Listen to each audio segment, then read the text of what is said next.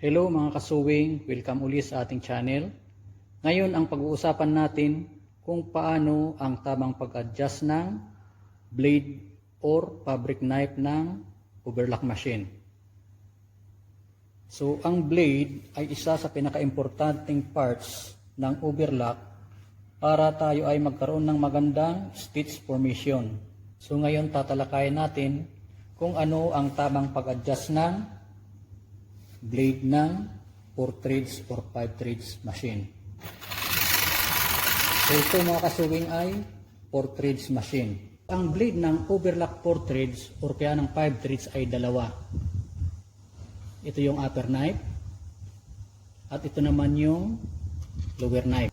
So ipapakita ko sa inyo kung ano ang tamang pag-adjust ng blade ng overlock or interlock 5 threads.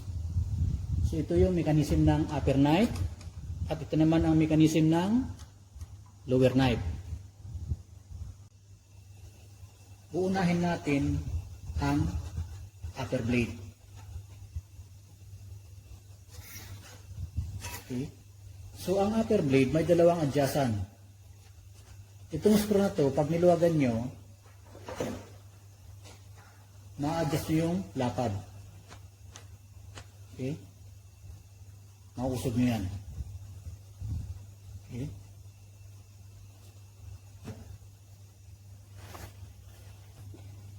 Ito namang screw na to, ito ang adjustan ng height ng upper knife. So pag niluwagan nyo to, pwede nyong itaas, baba. Okay. Okay. So ito ang adjustan ng taas baba ng upper knife. Tatanggalin natin para makita nyo.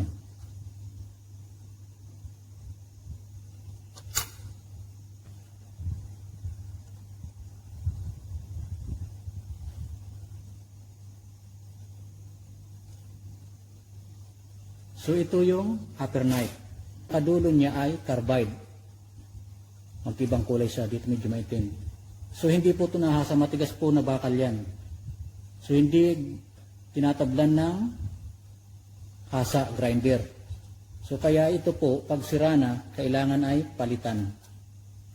And then, pag kayo ay magpapalit ng blade, upper blade, kailangan walang alikabok dyan. So minsan maraming sumisingit dito, kailangan linilinis nyo. Kasi dapat yan pag nilagay nyo, flat na flat siya para maganda yung angle.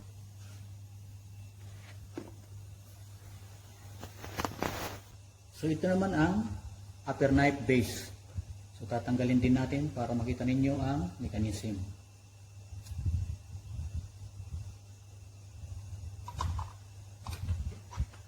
Okay. So tinanggal natin para makita ninyo. Ito naman yung lower knife mechanism. So ito, may spring to sa loob. Ito yung pinakalock niya. Okay? Pag niluwagan nyo to, uusog yung pinaka-base niya. Kasi may spring yan sa loob. Kaya pag niluwagan nyo to, screw na to, pag pinus nyo dito sa pakaliwa, at binitawan ninyo, kailangan kusas ang babalik. Okay? Pag hindi sa bumabalik, i-check nyo tong alignment ng bracket ito. So may dalawang screw siya. I-check nyo pag hindi bumabalik, luluwagan nyo to kunti and then usog-usog nyo. Pag umusog na, higpitan kunti yung dalawa. So habang ginagalaw-galaw. Okay? So tatanggalin natin ang lower knife para makita nyo ang mechanism. So pag niluwagan nyo yan, automatically uusog palabas. Okay?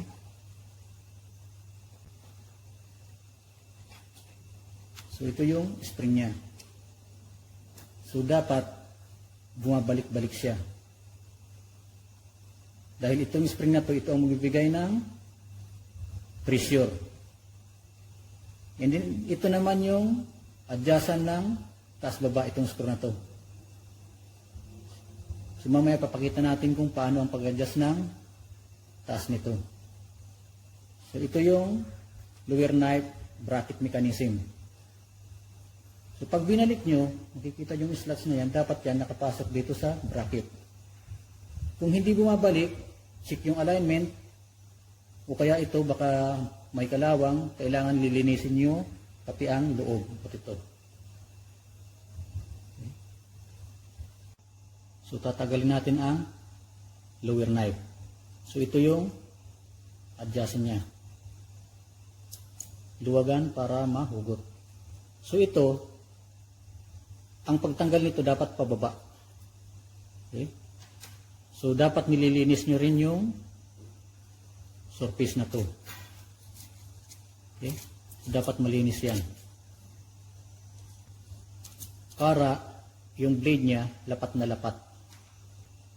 So siguraduhin ang blade ay nakapasok sa pinaka-slots niya. Okay? So, ganun dapat. Lapat siya. Okay? Dapat lapat na lapat. Walang dumi na nakakalang sa loob para maganda ang angle niya. Okay. Okay, so ito yung lower knife. So, pag hindi na nagkakat, i-check nyo yung surface na to. Pag yan ay malaki na yung gas-gas dito sa parte na to, hindi na po maganda yung cut niyan. So, kailangan hasain. Sa paghahasa, kailangan masunod nyo yung slanted niya. So, galing dito, susukatin nyo yan around 62 to 75 degrees yung angle nito. So, ito maganda pa siya, bagong hasa. So, meron tayo ditong luma. Okay, so ito hindi pa ito nahasa. Okay? So, nakikita nyo yan, ito to, gas-gas na. So, dapat, pag hindi nagkakat, hasain nyo, tatanggalin nyo lahat ng gas-gas para matalas ulit, parang bago, ganito. So, ito hinasa na to, nawala na yung gas-gas dito. Okay? So, ibabalik natin one by one para makita ninyo kung paano ang tamang pag-adjust.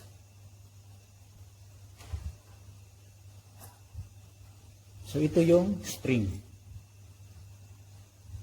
So nakapasok dito sa pinaka-holder niya. And then pagbalik, dapat ito,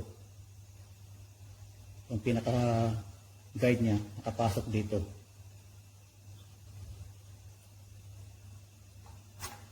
Okay. Okay, so dapat yan nakapasok. Okay. Pag naipasok na, higpitan nyo kunti yung screw, yung lock niya.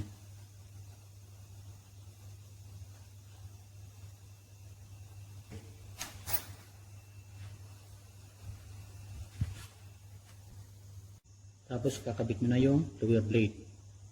So ang pagkabit ng lower blade, galing sa baba pataas. Okay.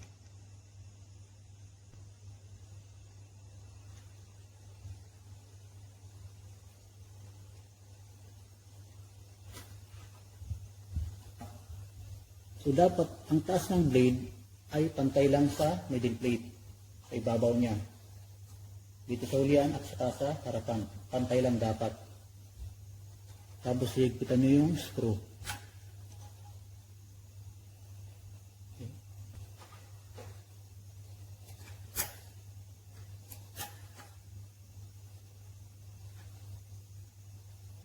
So yan ang adjustment ng height ng lower knife.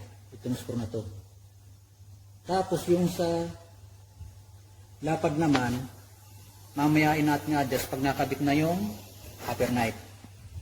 So malinaw yung taas niya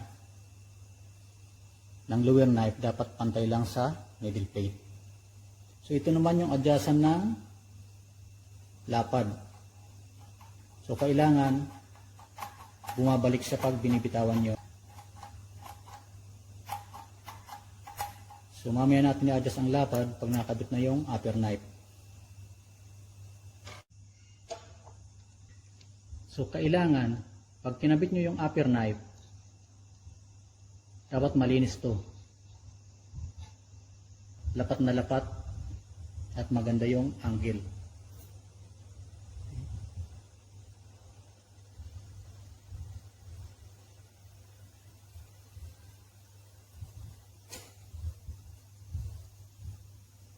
Okay, so dapat nakataas siya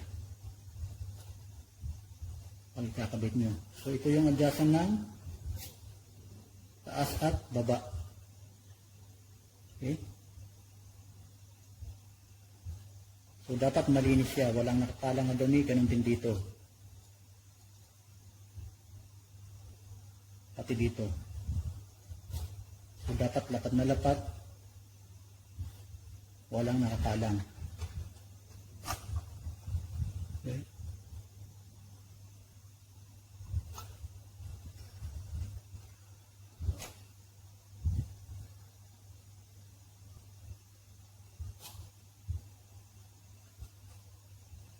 So ito yung adjustan ng lapad at dito naman yung adjustan ng taas ng upper knife. So ang pag-adjust ng lapad ng upper knife nakabase sa middle plate stitch stang.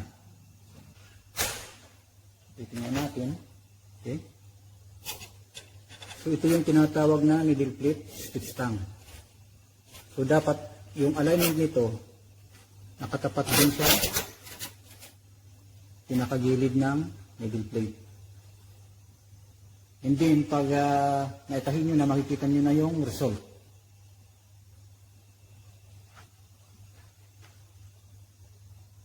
Okay, so i-adjust natin.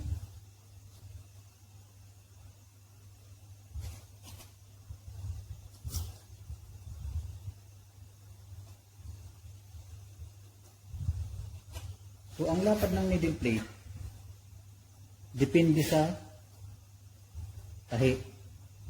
Itong lapad nito galing sa karayom na to at saka dito. So itong nakakabit ay 2x4. Means ibig sabihin yung distansya ng dalawang karayom ay 2 mm.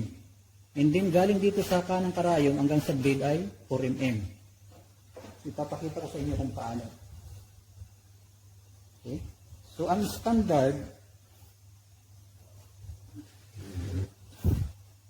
standard na tahi ng 4 threads ay 2 mm and then 4 mm. So ang sinasabing 2 mm, itong dalawang tahi na to, yung distansya ng karayom.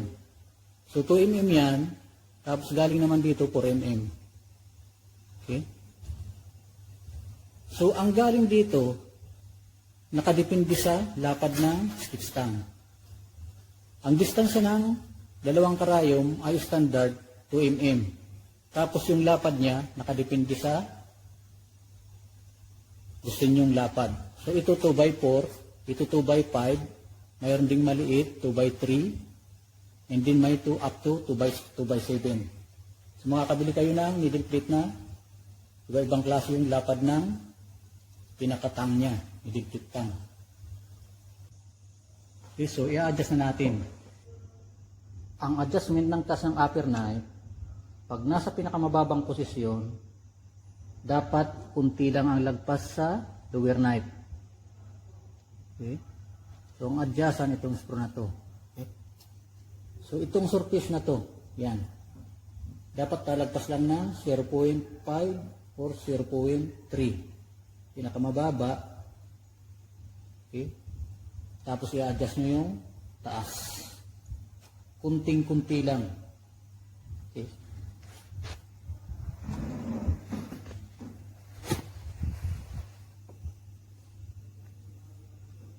Okay, ito. So ito yung height ng lower knife. Pantay lang sa middle plate. Okay. So yan ang lower knife. Pantay lang dito. Ganon din doon. Kaya dapat ang angle ng lower knife maganda. Dapat ito, yung surface na yan, lalagpas lang ng konti sa lower knife 0.5. Okay.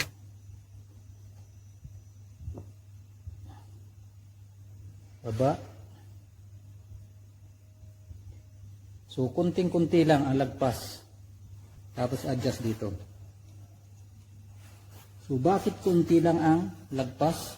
Para kunti lang tatanggalin nyo. Yung lahat ng gasgas yan, dapat tanggal lahat yan. Pag natanggal yan, parang bago na siya ulit. Okay?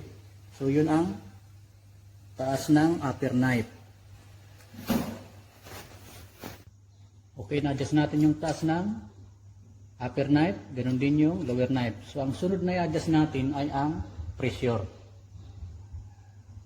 Pressure ng lower knife.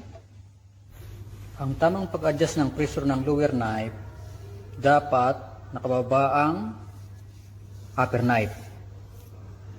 Tapos luluwagan nyo yung screw, itong lock ng lower knife. Okay? Ganun. So, kailangan bumabalik-balik yan. So, pagluwag nyo, nakababa ang upper knife, i-release nyo. Tapos, higpitan. So, ganun lang ang pressure ng lower knife sa upper knife. Hindi po dapat sinisikwat dito para lakasan. Mali po yun. Dapat ang magbibigay ng pressure yung spring lang sa loob. So pagkatapos nyo ma-adjust yung pressure, i-check nyo yung talas niya. Kung kayo ka ng sinulid, and then cut. Okay, maganda. So maganda yung cutting niya.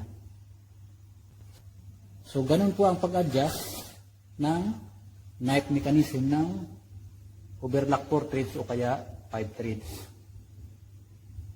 So ulitin natin sa upper knife, ito yung sa lapad ng cutting adjustan. Ito naman yung height ng upper knife adjustan, taas baba.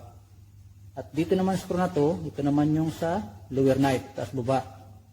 Tapos after ma-adjust yung lapad ng cutting niya, i-release yung screw na to. So itatahi natin ngayon.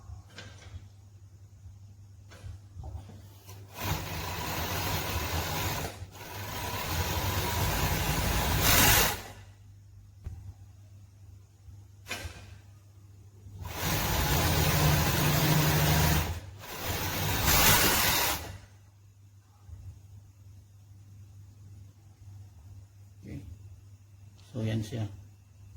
So pag ito ay sobrang lapad, yung blade niya, ang mangyayari niyan, magiging parang kulubot siya. Parang naka-curve na ganyan. Pag masyado namang maliit, naka-banda rito, makikita nyo yung may ganyan. So adjustment po yan ng lapad ng cutting ng blade. So ito medyo okay na siya. Tama lang siya. Hapit yung tahi niya. Ganyan. So ito, kulay dilaw, ito green. Yung tension niya nasa gilid. So ganito po ang tamang pag-adjust ng blade. Okay? Thank you mga kasuwing.